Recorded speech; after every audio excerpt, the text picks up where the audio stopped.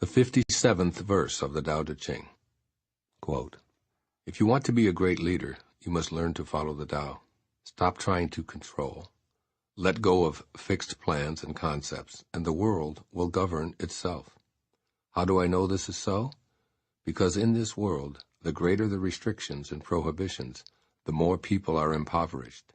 The more advanced the weapons of state, the darker the nation. The more artful and crafty the plan, the stranger the outcome. The more laws are posted, the more thieves appear. Therefore the sage says, I take no action and people are reformed. I enjoy peace and people become honest. I do nothing and people become rich. If I keep from imposing on people, they become themselves." Unquote. Living without authoritarianism. In this and some of the following chapters of the Tao Te Ching, Lao Tzu counsels the rulers of 2,500 years ago on how and why to pursue a high quality of leadership. His advice is pertinent today, in the 21st century, to all forms of leadership, including government, business, and in particular parenting.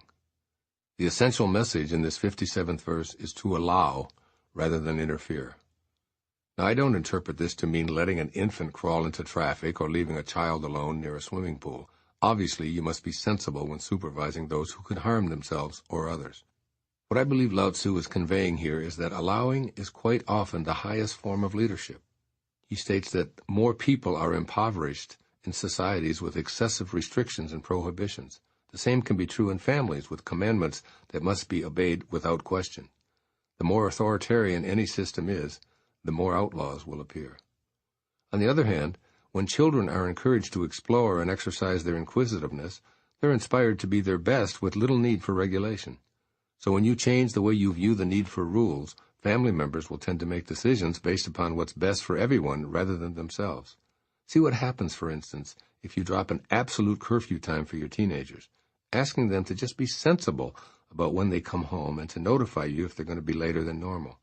You may find that because you didn't impose yourself on them, they end up coming home even earlier than when they had a strict curfew governing their conduct. Examine the restrictions that you enforce in your family. Remember that effective parents don't want to be leaned on, they want to make leaning unnecessary. After all, you want your children to be responsible, healthy, successful, and honest, not simply because you're there to monitor them, but because it's within their nature to do so.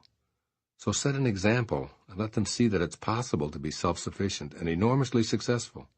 Allow them to learn to trust in their highest nature, rather than having to thumb through a rule book to decide what's right. Change the way you look at the need for edicts, laws, and prohibitions, and see yourself as someone who doesn't need to rule with an iron fist. Then enjoy taking this revised view of your leadership abilities into every area of your life where you're considered to be, quote, the boss, unquote. What follows is some 21st century advice based on this verse that was written 2,500 years ago. First, practice the art of allowing yourself.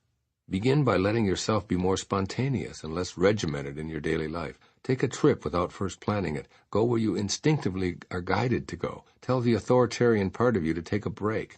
Introduce a different side to yourself and the world by affirming, I do not have to live by anyone else's rules, and I release the need for laws to regulate my behavior. And secondly, practice the art of allowing others. Catch yourself when you're about to cite a rule as a reason for saying no to a child or someone you supervise, and instead consider the ramifications of saying nothing and just observing. When you change the way you look at your role as a leader, you'll find that very few edicts are necessary for people to conduct the businesses of their life. Everyone has a strong sense of what they want to do, what limits they have, and how to actualize their dreams. Be like the Tao.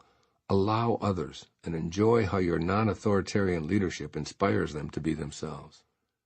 Do the Tao now. Make time to do something you've never done before.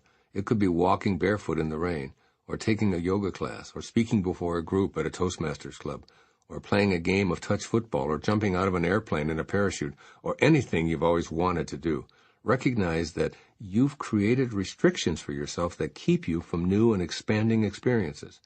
And find the time now to close your personal rule book and plunge in where you've never ever before even wandered. Also, Make time to give those in your charge an opportunity to do the same, enjoying how much they accomplish with minimal or no action on your part.